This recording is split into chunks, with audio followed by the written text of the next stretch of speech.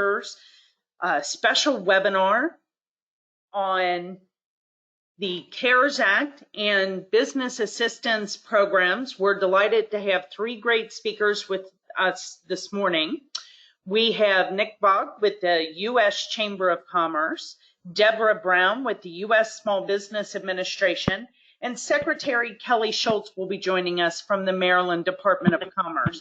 What we hope that you get out of this morning's webinar is a good understanding of the disaster assistance programs that are available to you, for which you can apply and hopefully can help your business survive this crisis.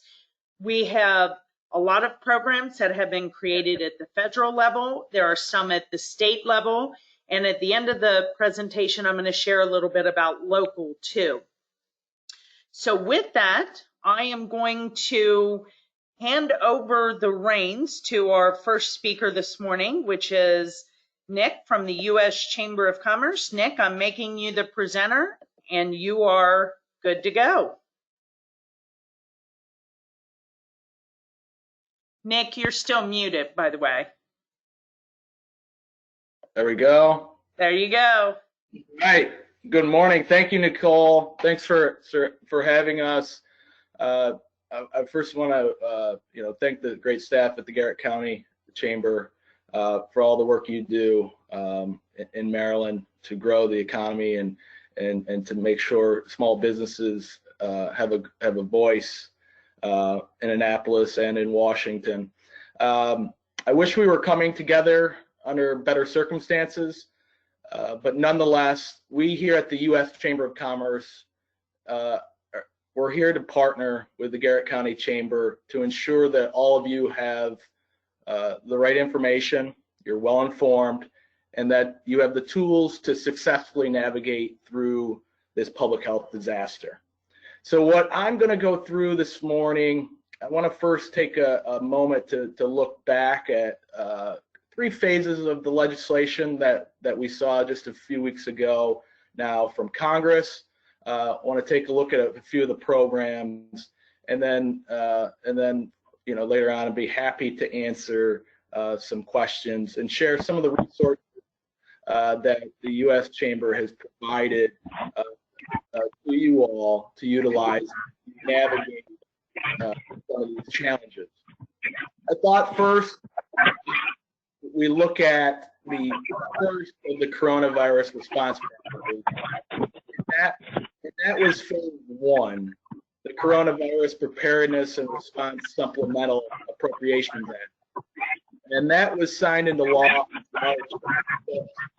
and provided $8.3 billion in emergency funding for federal agencies to respond to the coronavirus outbreak, focus on vaccine research, support for states and localities, and small business, most importantly. And this included money allowing the U.S. Small Business Administration to offer $7 billion in disaster loans to small businesses impacted by COVID-19.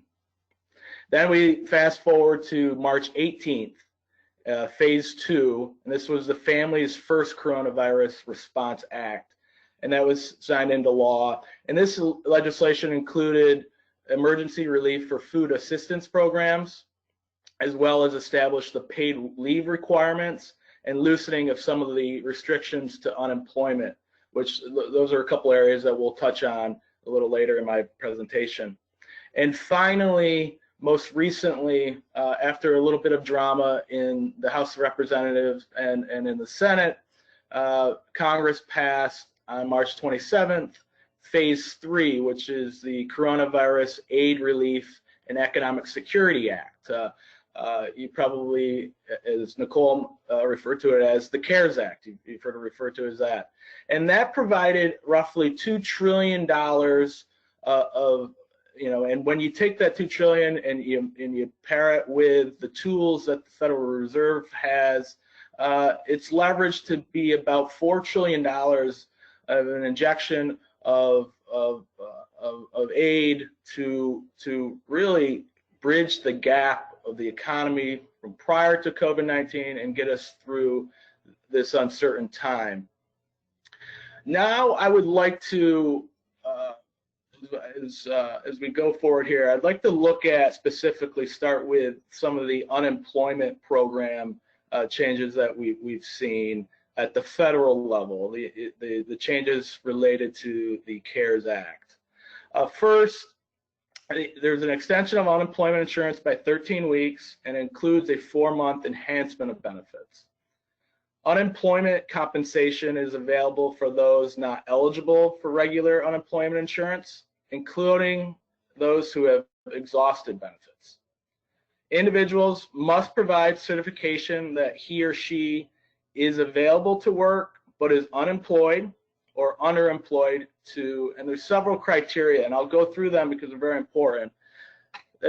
So the criteria are as follows: the coronavirus diagnosis or a presentation of symptoms and seeking medical attention.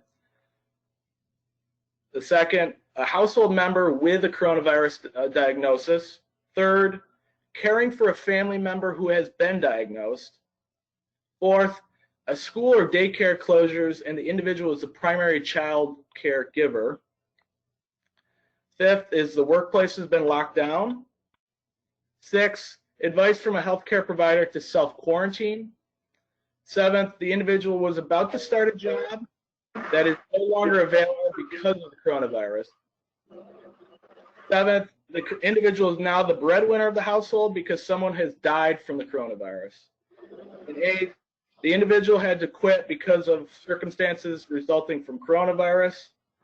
And finally, the individual's place of work is closed because of the coronavirus. So those are the criteria that you have to meet. Now, this does not apply to an individual who may be able to telework with pay. This does not cover someone getting paid sick or paid family leave. This also, under the Act, it waives the 1-week waiting period. And upon agreement between the state of Maryland, an additional $600 per worker per week unemployment compensation payment is available. This compensation is 100% covered by the federal government. And these unemployment provisions run from January 27th to December 31st, 2020.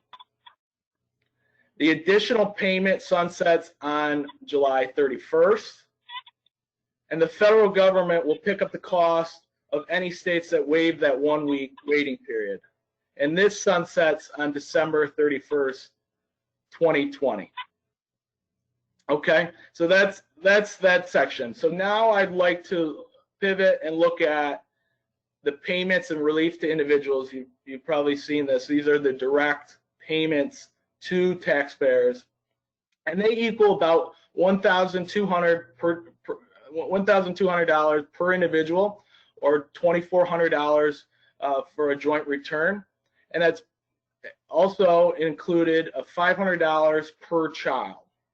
Now, this is phased out for incomes above $75,000 or $150,000 for a joint return.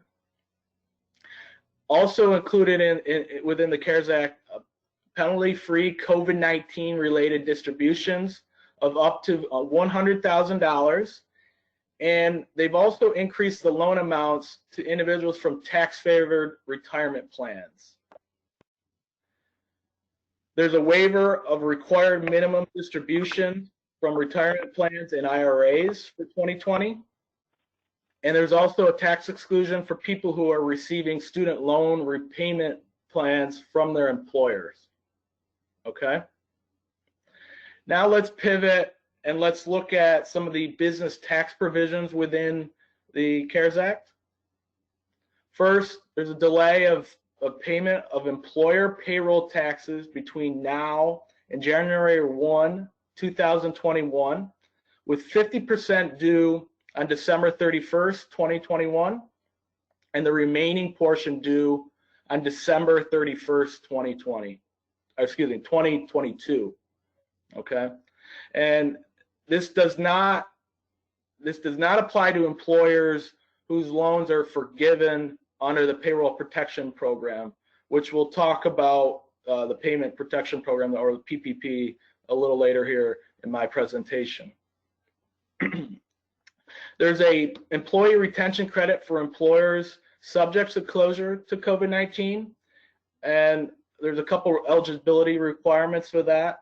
The first is he or she has operations partially or fully suspended as a result of orders from a governmental authority due to COVID-19, or he or she experiences a decline in gross receipts by more than 50% in a quarter compared to the same quarter in 2019. Now, the eligibility ends when gross receipts in a quarter exceed 80% compared to the same 2019 quarter. There's a 50% credit for the first $10,000 of compensation, including the employer portion of health benefits for each eligible employee. And the credit only applies to wages paid between March 12th, 2020 and before January 1, 2021. Now, this does not include paid sick or family leave for which the employer is reimbursed under the Family's First Coronavirus Response Act. All right, so those are some of the business tax provisions included. Now let's pivot here and zero in on mid-size and large employers first. Okay, so the CARES Act includes $500 billion for loans and loan subsidies and support for Federal Reserve credit facilities. Well, let's break that down. First, there's $25 billion in loan and loan guarantees for air carriers, air maintenance, and ticket agents. There's $4 billion in loans and loan guarantees for cargo air carriers. And there's $17 billion in loans and loan guarantees for businesses critical to maintaining national security.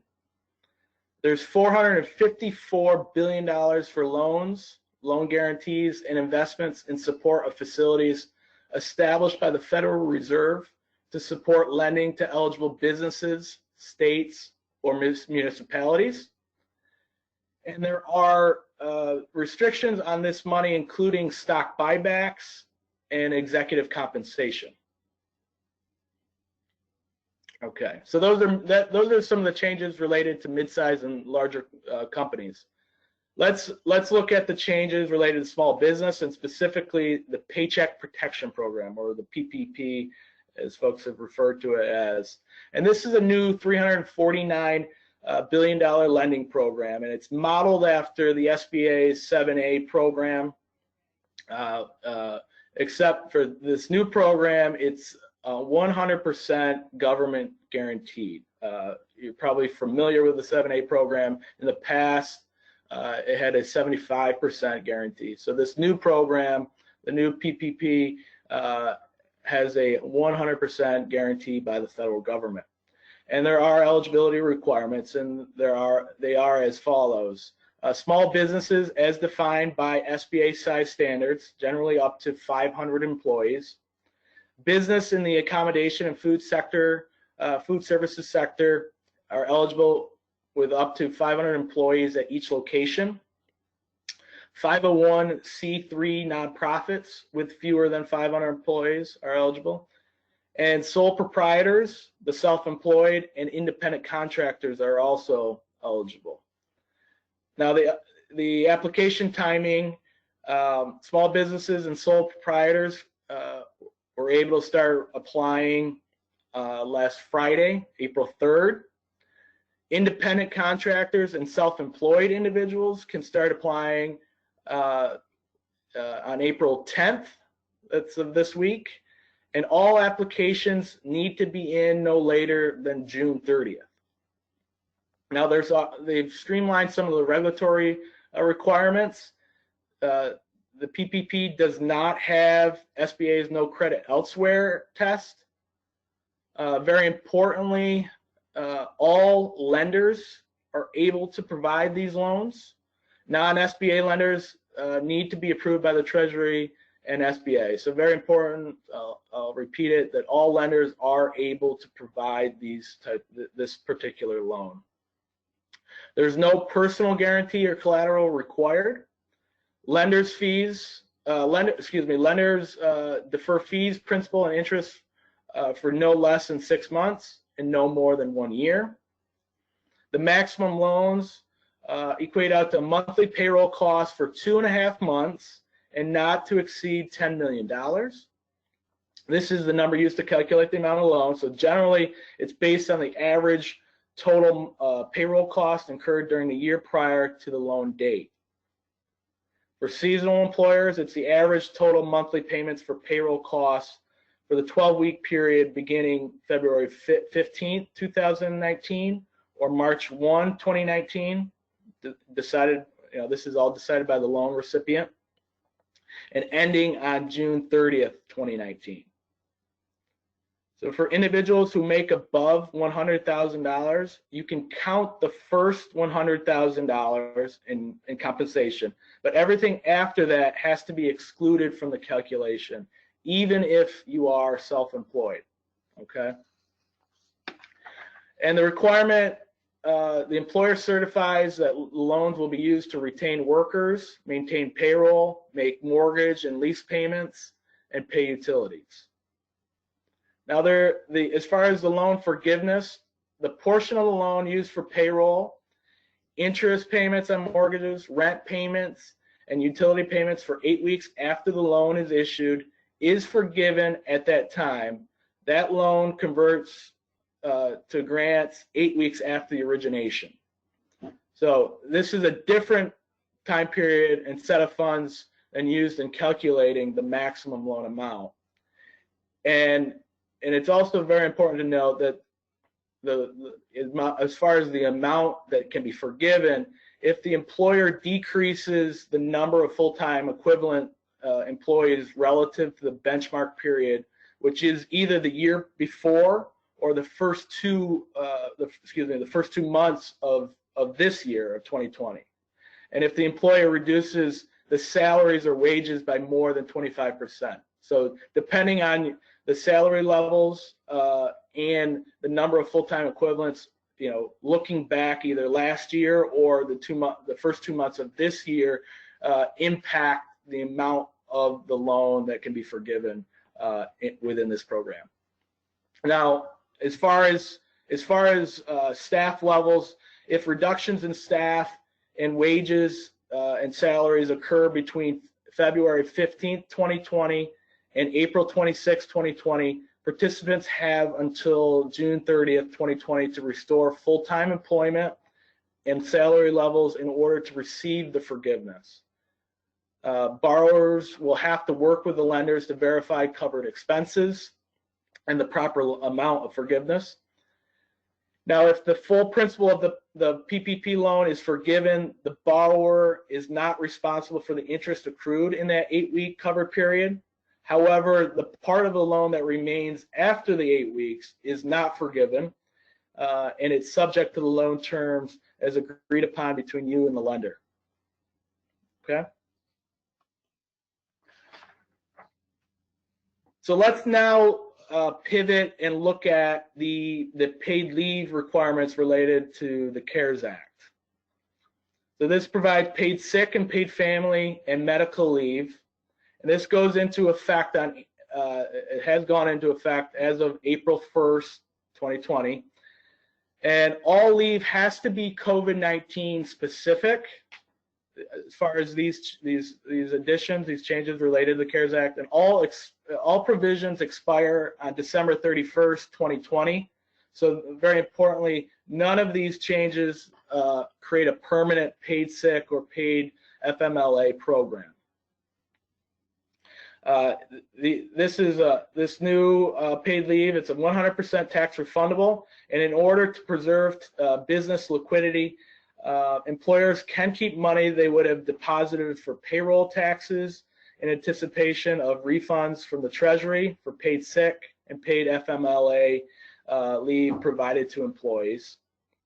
The self-employed are eligible for both paid sick and paid FMLA tax credits if the individuals would have otherwise qualified for paid sick leave if they were an employee of an employer.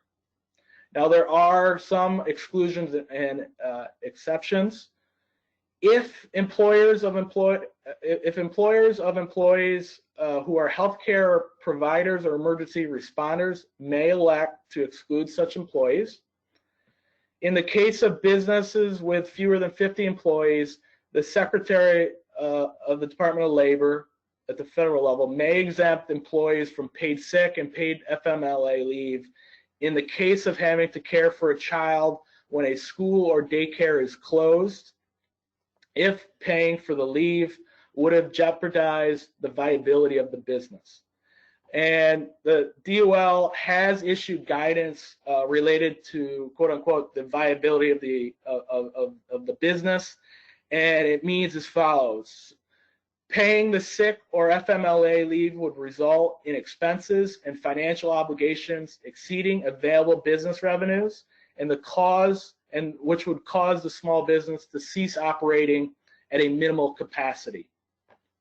Second, the absence of the employee or employees requesting the paid leave or FMLA leave would result in a substantial risk to the financial health or operational capabilities of the small business because of the employee's specialized skills, knowledge of the business, or responsibilities. Third, there are not sufficient workers who are able, willing, and qualified, and who will be available to perform the duties of the employee or employees taking paid sick or paid family leave, and the duties are needed for the small business to operate at a minimal capacity. Okay? So now let's look at the paid sick requirements as part of the CARES Act. It requires employers with fewer than 500 employees to provide employees 10 days paid sick leave to full-time employees and paid time for the typical number of hours a part-time employee works over 2 weeks. So this paid sick leave is in addition to whatever sick leave is already offered by the employer, and including subject to state and local requirements, which we'll likely hear with our friends in Annapolis later on. The eligibility are as follows. Employees are compensated at the higher of their regular rate, the federal minimum wage or the local minimum wage, but not to exceed $511 per day and $5,110 in the aggregate. Now, this individual must be subject to a government quarantine or isolation under order related to COVID-19. This individual is advised by a health provider to self-quarantine due to COVID-19, or this individual is experiencing symptoms of COVID-19 and is seeking a medical diagnosis. Now, in order to the eligibility, 2/3 of the rate they would otherwise receive, but not to exceed $200 a day and $2,000 in the aggregate. This conforms the pay to the amount of the available tax credit. This individual must, as far as criteria and eligibility, this individual must be caring for an individual subject to quarantine order or a self-quarantine. This individual is caring for children if schools are closed or their caregiver is unavailable because of a public health emergency, or this individual is experiencing substantially similar conditions as specified by the Secretary of the Health and Human Services. And the final area that I'd like to touch on here is the paid family and medical leave, FMLA. Employers with fewer than 500 employees will also be required to pay up to 10 weeks of paid family and medical leave. And the eligibility are as follows. Paid FMLA is available to any employee who has been employed for at least 30 days if they are out in order to care for a child, if schools are closed or their daycare is unavailable because of a public health emergency and they are unable to work or telework. After 10 days, during which the time the employee can take unpaid or paid leave, employees are compensated at 2/3 of their regular rate. Paid leave under this requirement shall not exceed $200 per day and $10,000 in the aggregate. Once again, this conforms to the amount of the available tax credit. and workers who are laid off after March 1st, but then rehired, are eligible for paid medical leave. So with that, I look forward to questions later on. Thank you very much, Nicole. Thank you very much, Nick. And I know a lot of people are going to have a lot of questions about the PPP program. So again, go ahead and put your questions in the comment box and we'll get back to all of those a little bit later. Now I'm going to switch over to Debra Brown with the U.S. Small Business Administration. And Debra is going to talk to us this morning about the Economic Injury Disaster Loan Program. So, Debra, I have made you the presenter and you are good to go. Okay, good morning, everyone. First, I'd like to thank all of the district offices across the country for their awesome teamwork. Hey, Debra, you need to share your screen for us because I know you have some slides. Oh.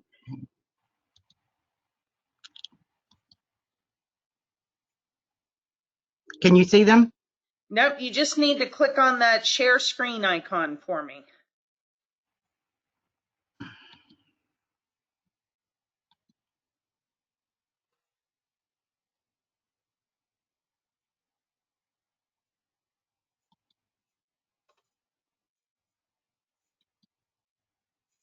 And go to meeting, just that little screen icon, click on that, and we should be able to see your slides.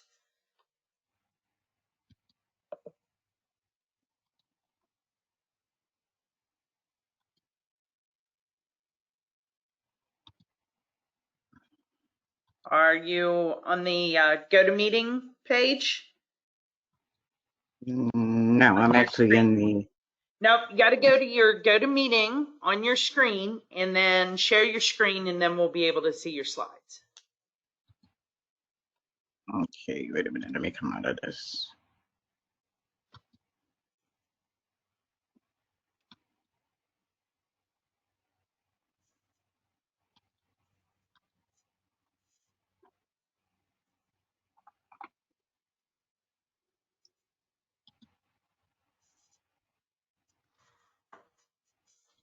Are you back on go to meeting?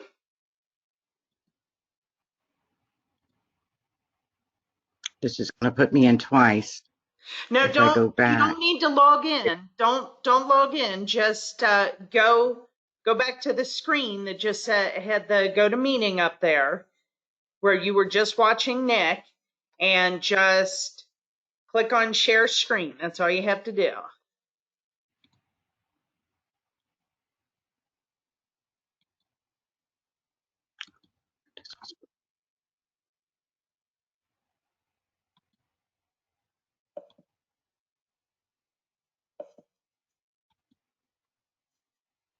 Are you on the go to meeting? No, it's not coming. At the bottom of your computer, probably there's an icon down there. Looks like a little starburst. Wait a minute.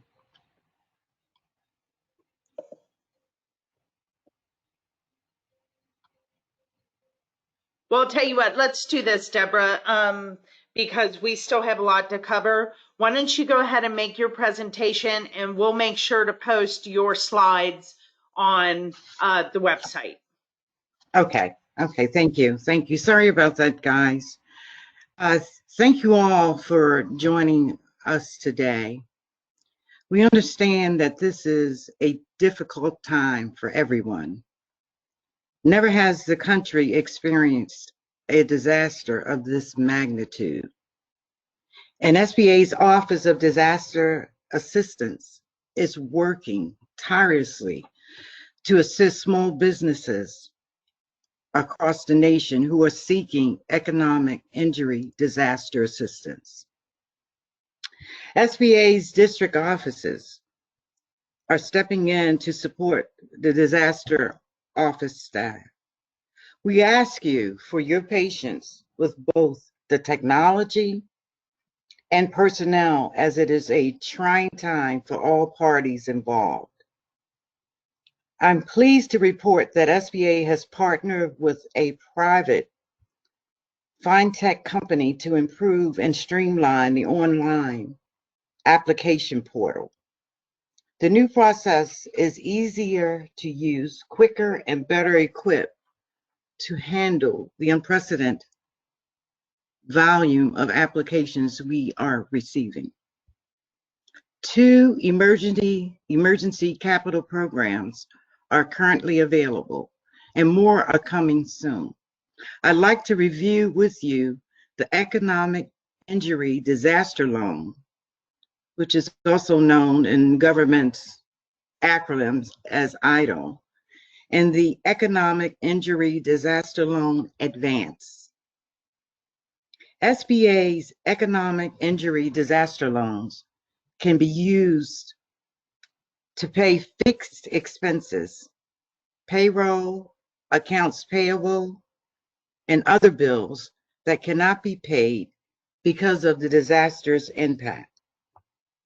They cannot, however, be used to refinance pre-existing debt.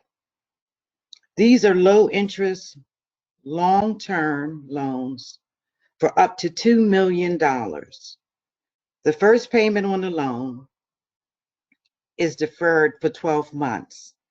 They carry a fixed interest rate of 3.75%, and the maximum term of the loan is 30 years. Small businesses, including sole proprietors and certain private nonprofits, may apply. The new Economic Injury Disaster Loan Advance is now available for up to $10,000 to be used for payroll and other operating expenses. This program will quickly provide a much-needed injection of capital. The advance does not need to be repaid under any circumstance. To apply for the loan advance, you must first apply for the Economic Injury Disaster Loan and then request the advance when prompted within the Economic Injury Disaster Loan application. When you're completing the application, there is a portion where the application will request your checking account information. And above that question or request, you will see a box and it says advance, and you can check that box. If you aren't sure if you'll qualify, apply anyway. We are encouraging everyone to apply and get into the system. There are several other SBA assistance programs that have been announced through the CARES Act that will be delivered through the SBA guarantee lenders. SBA policy writers are furiously working around the clock to provide guidance to small businesses and lenders in order to implement those programs as soon as possible. If you are approved for an SBA Economic Injury Disaster Loan and decide another program or entity has a more attractive option for your business, you may decline the SBA Economic Injury Disaster Loan offer without penalty. If you have an existing SBA disaster loan, for example, you've received assistance following the flooding in Ellicott City, you may still apply for the Economic injury disaster loan assistance. In addition, SBA is automatically deferring payments on pre-existing SBA disaster loans through December 31st, 2020. A word of caution. So please be aware, there are no fees to apply for the SBA Economic Injury Disaster Loan. Unfortunately, even in times of distress, there are people who will try to take advantage of others. So please be careful. I'd like to offer a few helpful hints when applying for the Economic Injury Disaster Loan. Save your work at every prompt. Do not fill in a requested loan amount. The amount of the loan will be determined by the SBA's Office of Disaster Assistance. When completing the entry for the primary business address, sole proprietors or home-based businesses will enter their home address. If you have frozen your credit reports or scores, you must unfreeze it prior to applying so that the Office of Disaster can access your records for use when processing your application. When you finish, you will receive a confirmation number. Please keep this number for tracking purpose. Because if you go back to contact the Office of Disaster, that will be used as far as pulling up your information. And also, keep in mind, the district offices, we do not have updates on your loan applications. That is done through the Office of Disaster. And I will also forward the information as far as the phone number and the website where you can email using your loan number requesting updated information. The SBA is now offering low interest long-term federal disaster loans for working capital to organizations suffering substantial economic injury as a result of the COVID-19 pandemic. All Maryland small businesses are eligible to apply for these loans. Other eligible entities include small businesses offering services directly related to businesses in the declaration, as well as those concerns indirectly related to the industry that are likely to be harmed by the losses in their community. Example, a manufacturer of widgets may be eligible, as well as the wholesaler and the retailer of this product. What are some types of the organizations that are ineligible to receive an economic injury disaster loan? Religious organizations, charitable organizations, gambling concerns, business that derive more than 1/3 of their annual gross revenue from legal gambling activities.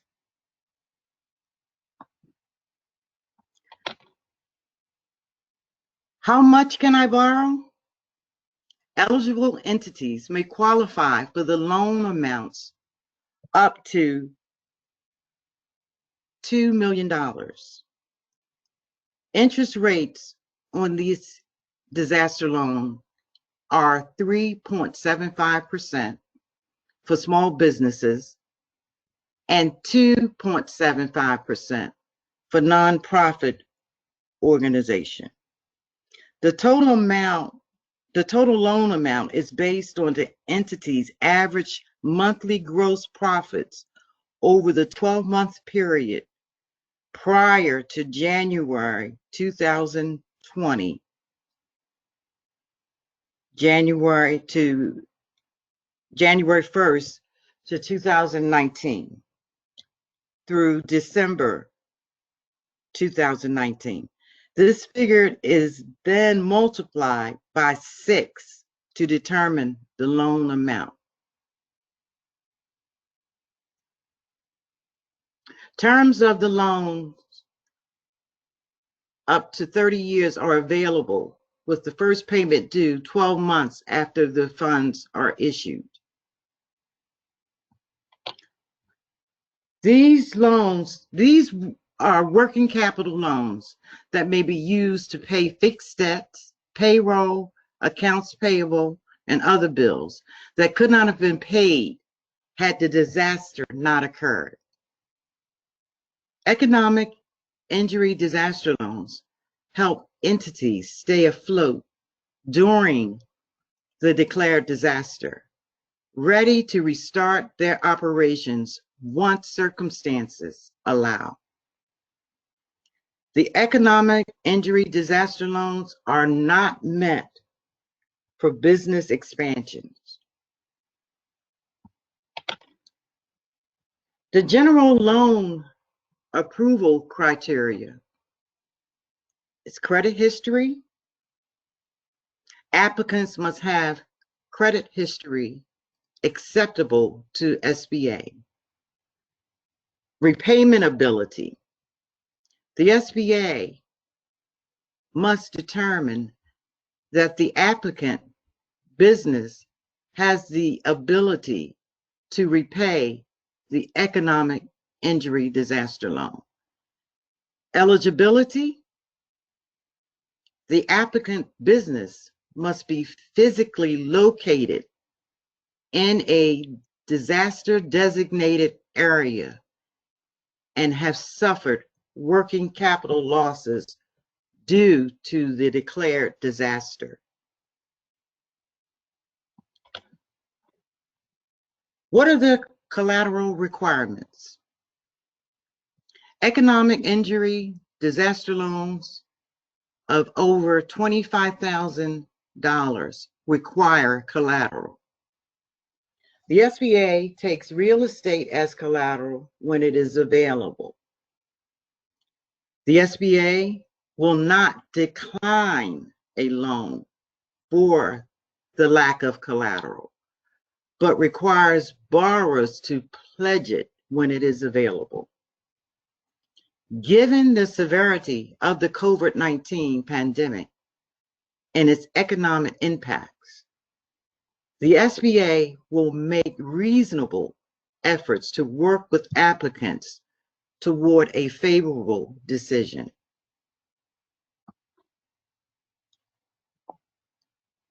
The economic injury disaster loan advance. An emergency advance of up to $10,000. Available within approximately 3 days of the economic injury disaster loan application. To access the advance, you must first apply for an economic injury disaster loan and then request the advance. And as I had said earlier, when you get to the point on the application and they are requesting your checking account information, above that, there is a box that says advance. Please check that box. This advance does not need to be repaid. I'll repeat that. The advance does not need to be repaid. Can be used to keep employees on payroll, pay for sick leave, pay business obligations, rent, debts, mortgage payments, etc., and meet increased production costs due to supply chain disruption. You can apply online. The new improved streamlined process is https://COVID-19 release.sba.gov/.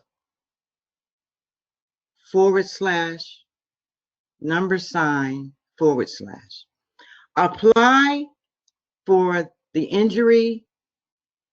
economic injury disaster loan. And again, check the box to request the advance when prompted. Now, the streamlined process, it has disclosures. And the good thing about this process is that when you're applying, it will not allow you to advance to the next step unless all things are completed. So don't get, frustrated. Please go back and be sure that you have completed all of the answers that's mandated for requirement for approval.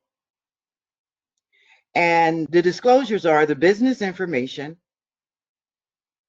the business owner information, and additional information. And then you'll get to the summary page. And remember, take your time to make sure what you submit is complete. We are here to assist you in any way that we can. But given the district office limited staffing, we cannot offer personal attention to every metropolitan Washington area applicant. If your application is incomplete, it will be set aside. You will be notified of what is missing, and your application will stay in suspense until all the necessary information is received. You will then go to the end of the queue. The website for questions is disaster customer service at sba.gov. And the 800 number is 1-800-659-2955. And they are available from 7 a.m. to 9 p.m. I'll go over that website again. It's disaster customer service, no dots in between, at sba.gov. The 800 number is 800-659-2955. 7 a.m. to 9 p.m. Eastern Standard Time.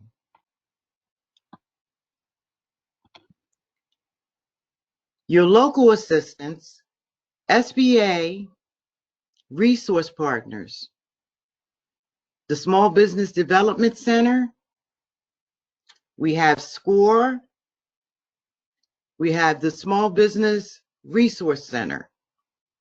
They're able to help you with disaster assistance or general business assistance. Offices are closed due to social distancing, but counseling is available by phone, email, or video chat. And I will forward those websites for those partners to Nicole. You can follow SBA, the Baltimore District Office. Follow us on Twitter at SBA_Baltimore for real-time updates and program notices. I appreciate your time. Nicole, that's it. Okay, thanks, Deborah. And again, Deborah does have a PowerPoint. We will make sure that that's posted on our website, or maybe we'll just email it out. I want to move on to Secretary Kelly Schulz. I'm not sure if she's joined us yet, because I can't tell in the list. Andrew, do you know if I have joined? She was I getting have joined. late. Go ahead, Kelly. I am on. Hi, Kelly. Are you there? How are you? I'm great. How are you? Good. Thank you so much for joining us this morning. The floor Well, you're very is welcome. yours. I'm sorry I'm late. Not a problem. We actually just finished with the last presentation. If you'd like to share your screen, if you have PowerPoint, you can, or if you'd like to turn on your camera, I'll leave that up to you. I just did the call in today. I just got off another call, and so I just dialed right into this one. Well, great. The floor is yours. Great, great. So hopefully everybody is doing well today. Our thoughts are with all of you. I don't know how much you have been told about our most recent update, but as of yesterday at 5 o'clock, we stopped at the Department of Commerce taking new applications for our relief fund programs. And I just wanted to let you all know that those applications that are people are still trying to finalize to get them submitted. They have until 5 o'clock today to go in and finalize their application to get it into the system. Obviously, as everybody knows, that the funding that we have is not it's not what the federal government is, and there's a limitation to what the state can move forward with. So we're going to continue to process these applications for the grant program and the loan program with as much as we can with the funding that we have. We are recommending that, so I'm so appreciative that you had SBA on the phone talking about their programs. We are asking for all of the businesses at this point in time to be able to send in their applications for the CARES Act funds and others, because we know that our federal partners are doing everything that they can. I do appreciate the presentation from SBA. I did hear a little bit of it, and understanding the limitations on the staffing. We obviously also had that limitation on the staffing here at the Department of Commerce. We worked with our other state agencies, and we brought in over 100 volunteers to help us with the processing of these loans and grants. So I'm very hopeful that we will start getting this after the IT system has been newly created and up and running and processing as fast as we can to get those out to our businesses around the state. So with the SBA having some shortages, I did have a conversation with my team at the Department of Commerce as well, talking to them about this next phase that we are in. And we do have some individuals within our department, both at the state level and obviously also our regional individuals that can help businesses as well, because the Department of Commerce has to still continue to be a resource and to provide that customer service to the individual businesses that are out there. So if anybody has a question and if they want us to be able to help them, I would recommend on these business issues and others that they can send an email to secretary.commerce@maryland.gov. That's secretary.commerce@maryland.gov. And with that, I wanted to talk about a couple of other things that we're doing at the department as well, because I know that as we move forward through this health crisis, which, by the way, fortunately, it hasn't been as much of a crisis for you in Garrett County, so you should feel very blessed that you guys have minimal impact at this point in time, knowing that we're wishing everybody a healthy track into the future. So we do have to start thinking about what we do. And as you know, oh so well, in Garrett County, the biggest industry that has been hit up until the most immediate industry was the tourism industry. And that's the hospitality industry, obviously the casinos and outdoor recreation, all of that. And at some point in time in the near future, we have to be able to have a plan in order to be able to get back opened up. So what we've done at the Department of Commerce is we've created a tourism recovery task force and a small group of the advisory council for that. They met yesterday, and it's a group of organizations, business leaders, partner organizations, to be able to put an outline together of what are those questions, how are we going to be able to bounce back and look at programs like the CARES Act, identify how they can be resources for Maryland tourism as well. So we're actively working on that. Once we get this tourism task force up and running, we are going to be creating additional industry type and overarching business task forces, because we know that there's going to be a phased in approach that we're going to have to make sure when we talk about working on CDC guidances for moving people back into their office space or into their work environment, rehiring the local workforce, restocking goods, and relaunching the services. What does all of that look like, and how can we be prepared for when we get the go-ahead to open up our doors? So we're very excited about that. I also wanted to point out that that the Department of Labor, even though I'm not there anymore, I don't know if they're on this call with you or not, but they have some wonderful websites that I was given last night that have complete bulletin boards of job postings around the state in different ways that people can get additional training during this period of downtime where they may not be able to go into their office or they may be laid off and they have concerns about moving forward with different types of opportunities. So I would be reticent if I didn't just mention those types that are opportunities that are happening at the Department of Labor as well. And with that, I'm happy to take any questions. Hi, Kelly. We're going to we're having everybody submit their questions in the comment box, and we will go through those questions. I do have just a few slides that I want to go through just briefly so that people have some additional information.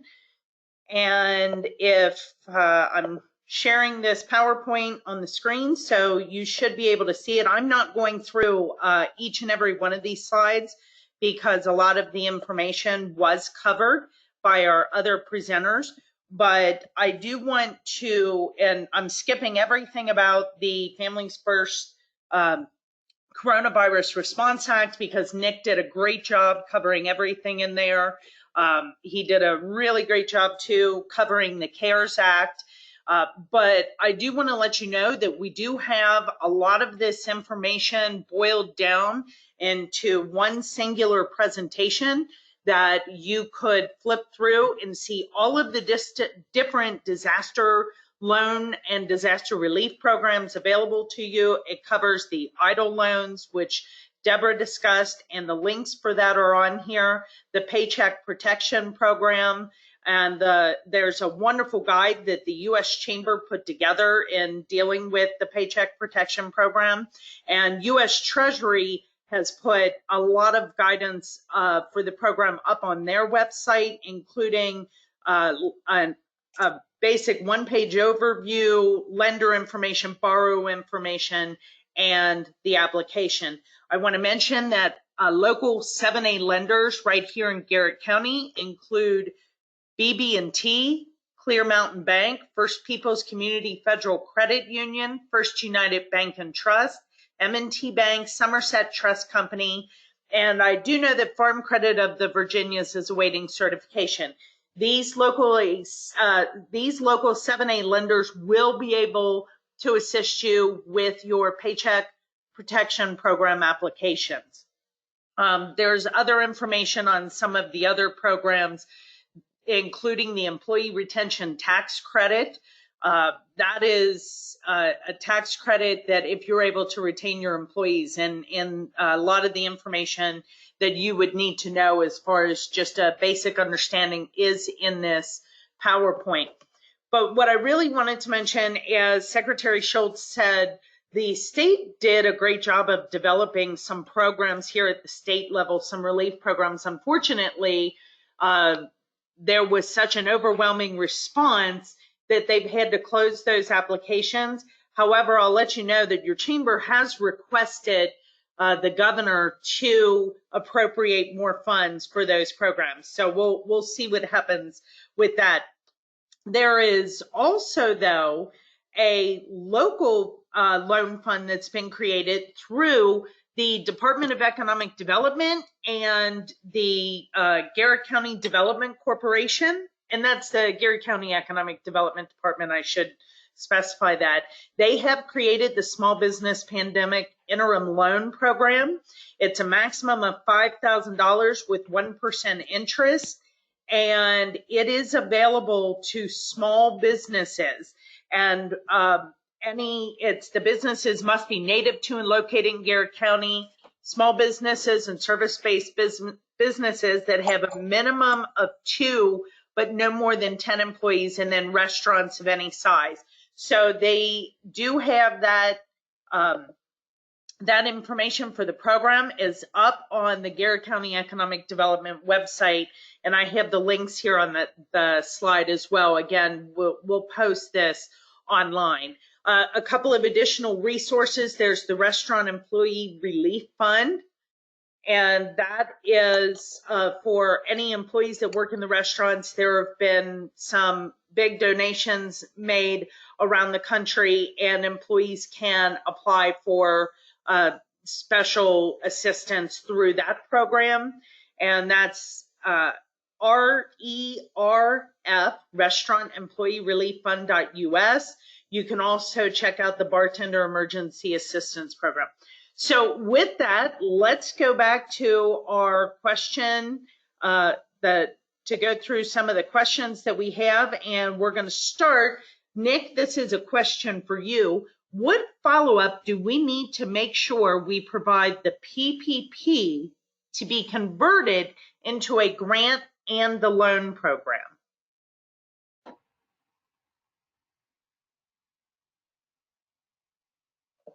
Nick, you might be muted. Oh, there you go. So the PPP, just trying to pull up the questions. And, so the PPP is the first, so it's 8 weeks, and it has to, so you can apply for the PPP and the EIDL loan together. There's some confusion on, can you apply for both? You can. They have to be used for separate purposes.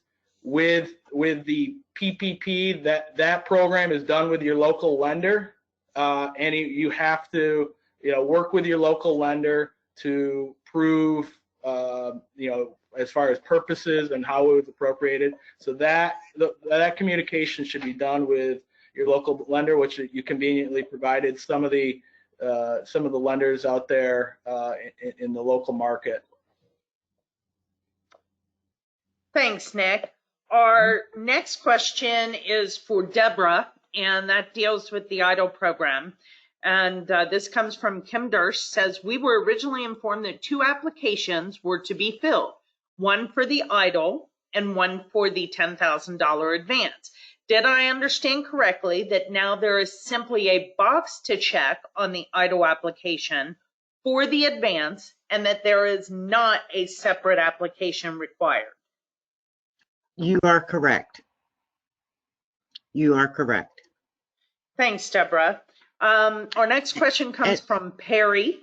Where do partners of partnerships apply for coverage of these programs? So I'm guessing, I'm assuming, Perry, you mean like a limited liability partnership, or you might need to clarify that a little bit. Let's come back to Perry's question and go on to our next question, which is in regards to the $10,000 advance. The $10,000 advance for the EIDL loan is 100% forgiven, correct, Deborah? Even if the organization chooses not to take the remainder of the loan, is that correct? That is correct. And is there a time limit in which to use the $10,000 advance for the EIDL? I'm not equipped to answer that question. I don't want to tell you you have to use it within 2 weeks or 3 months. So I will, what I'll do, Nicole, I'll find out and I'll get back with you with that answer. Okay, that would be great. And we have another question regarding the PPP program. Our participant said they had a reduction in staff in May of 2019 due to a provider leaving their practice. It was not related to COVID-19. How would this work for matching the number of employees from then to now? So as I mentioned, for the PPP program, the window of time as far as related to staffing and your salary levels, it's that 12-week period between February 15th, 2019, what was it, February 15th, excuse me, I just want to make sure, all these dates.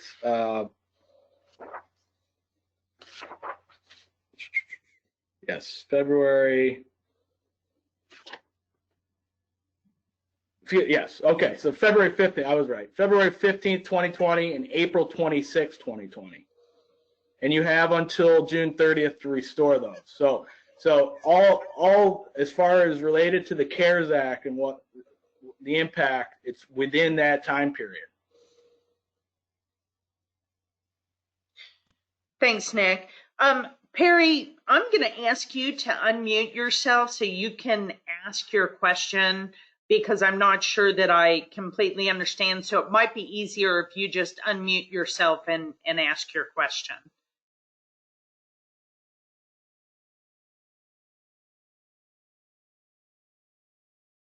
Okay, well, Perry's question, he says it pertains to if partners K-1 income would qualify in applying in the category of salaries when asking for loans to cover payroll.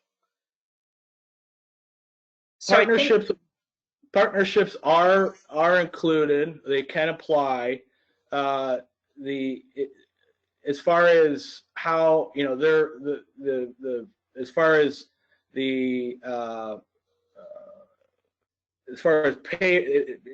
how you could apply it, would be payroll. As far as they would treat self-employment earnings as legitimate payroll costs. Does that answer your question, Perry? I hope that helped you out. And so I have a question for Secretary Schulz. Again, thank you for joining us this morning. In regards to the programs that were created by the state, there was the Emergency Relief Loan Fund, the Emergency Relief Grant Fund, and then the COVID-19 Layoff Aversion Fund. And it's my understanding that applications for those three programs are closed, but there was also a manufacturing emergency fund that was created, and that one is now open. Is that correct, Secretary Schulz? Yes, thank you very much for the question on that. That manufacturing innovation fund is still open at this time. We are in the process of our advisory council from the manufacturing sector reviewing those applications as we speak. So we are trying to prioritize them as to the needs of the health department and emergency responders as far as the critical needs list is concerned. So I do not anticipate that that's going to be ongoing for an indefinite period of time. And we will undoubtedly close that application at some point in time in the future. I just can't tell you when. I don't know that yet until the grants are, or the applications are reviewed at this time. Great, thank you. We have another question. I think this is probably going to go back to you, Nick. If an employee has been placed on a reduction of hours, say 20 hours, and can telecommute, are they eligible for part-time type FMLA, or is it all or nothing?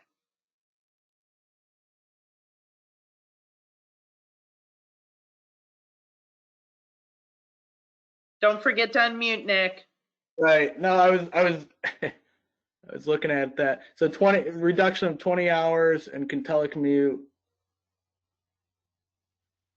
So I believe it's eligible for part-time type family leave. I believe it's all or nothing. We'll have to follow up on that and get some more detail. Yeah, I was trying to look back at the posters, the poster that we were sent, and it's the information that's contained, or the language that contained says that the employee cannot work. So it doesn't say that they can work a little bit. Yeah, we'll get some clarification on that and get back to you, Amy.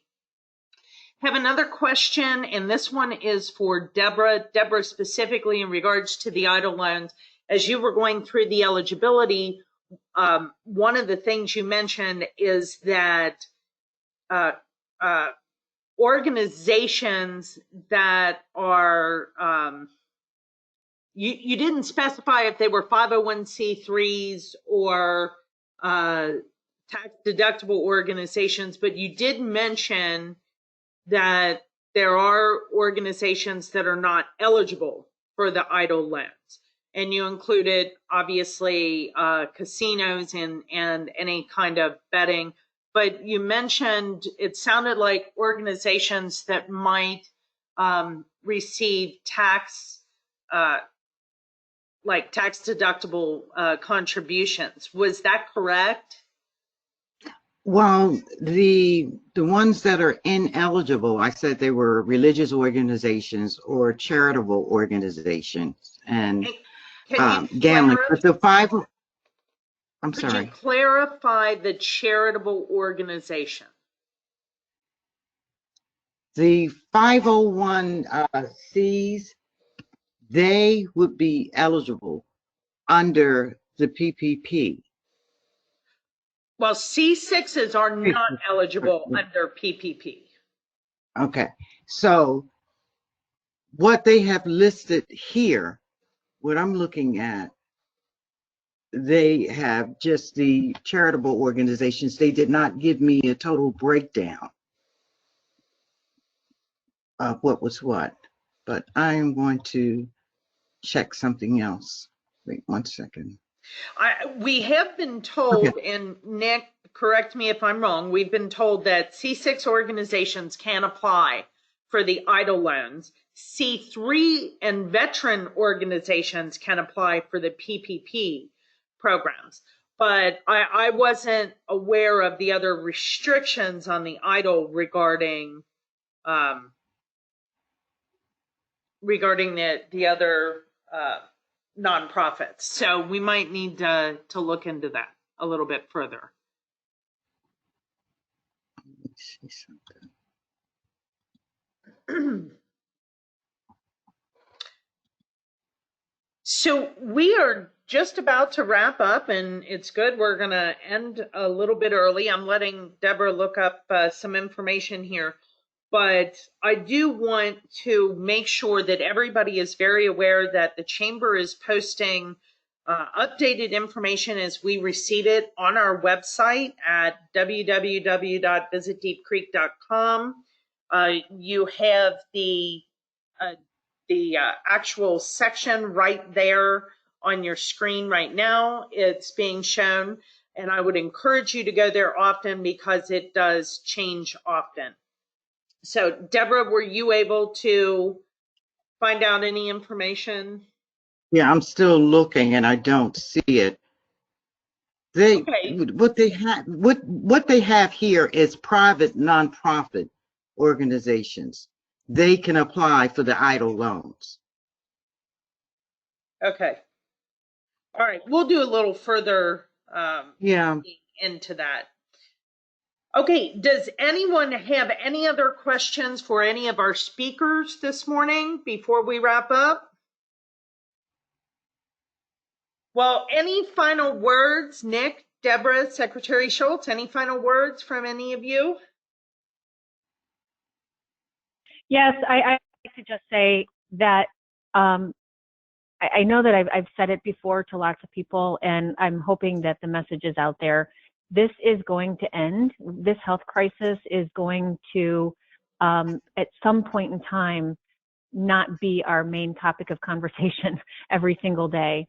And we're really in this together, and we're going to get past this, and everybody's appreciation and support has really been kind of the highlight of what I look at every single day when I talk to groups just like yours across the state. So thank you for including us in this conversation, and we're happy to be able to help. Thank you so much, Secretary Schulz. And I will mention to you too that even though we do not have very many confirmed cases here in Garrett County, and that is definitely a blessing, our economy is in dire straits here, and our businesses are really hurting. So the impact that we're suffering from this crisis is huge, even though it has not manifested itself in the form of the healthcare crisis that we're seeing in the other parts of Maryland. So anything that your department can do to help us is greatly appreciated. We thank you for everything you and your team have done, and Andrew has been fantastic. Andrew Sargent, keeping us really up to date on everything that is happening. So thank you, Andrew. Any final words, Nick? Yes, thank you, Nicole. Thank you again for the opportunity. I can't stress enough, work with your lenders, contact your lenders, work with the SBA, utilize the resources the Garrett County Chamber and the U.S. Chamber has provided extensive information on our websites, convenient for you to access 24/7. So utilize that. And very quickly, at the U.S. Chamber, just today, we sent the letter to leaders in the House and in the Senate to increase the caps as far as the amount of funding that they appropriated under the CARES Act. What we've seen so far, applications are significant. We will go through all of the appropriated funds. So what we're doing with these challenging times, we know that businesses are struggling. We need to be there for them. So we're working diligently to make sure that there's funding available, that if you need it, it's there. So we're continuing to work on this issue. But as you navigate this, please utilize us as a resource. We're here for you, and thank you again, Nicole. Thank you so much, Nick. Deborah, any final words on behalf of the Small Business Administration? I'd like to thank you for inviting the SBA to be a part of this webinar. I apologize for the PowerPoint, but nevertheless, I will be sending over a list, an updated list of all of the lenders across the state of Maryland, in addition broken down by counties. to assist the people in Garrett County, in addition to the lenders that are already there. Feel free to reach out to the Baltimore District Office. We are manning the phones. If you leave a voicemail, if you don't get an answer, we are following up, returning the calls. It's all hands on deck, and we're working diligently to assist, all of the businesses that are out there to make sure we're in this all together. Great. Thank you so much, Deborah. Thanks to all of you. And there are a lot of programs, and I would encourage you, if you have not yet done so, start reviewing those and start completing your applications, because the money does go quickly and you don't want to wait until it's too late. And if you have any questions, do not hesitate to contact me or any of our team members at the Chamber. We will try to point you in the right direction. There are a lot of great resources out there, the Department of Commerce, Department of Labor, U.S. Chamber, SBA, the SBDCs. So there are people here to help you through this. And, our focus is trying to help our businesses survive this crisis, the current crisis, and then also to start looking towards our economic recovery. So with that, I will bid everybody a good day, and thank you so much for joining us. Thank you, Nicole.